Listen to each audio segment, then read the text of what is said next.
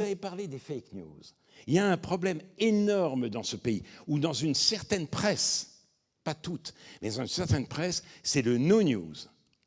C'est la sélection de l'information.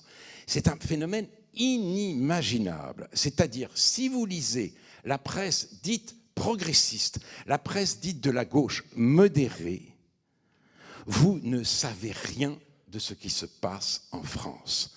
Vous vivez dans une France potemkine, une France sans rodéo urbain, sans émeutes, sans tir à balles réel sur la police, une France où on pourrait continuer à passer sous silence le fait que les territoires perdus de la République sont devenus des territoires conquis par l'islamisme, une France sans incidents et affrontements à Oyonnax, à Angoulême, à Alençon, à Marseille ou à Savigny-le-Temple. Tout ça n'est pas dit, n'est pas dit.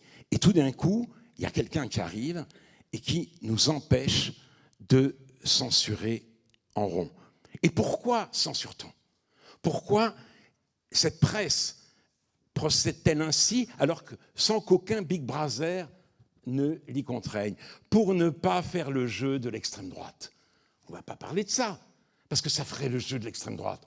Donc, on écarte. Il doit y avoir des gens préposés dans les salles de rédaction à la sélection d'informations, parce que sinon, ça ne serait pas possible.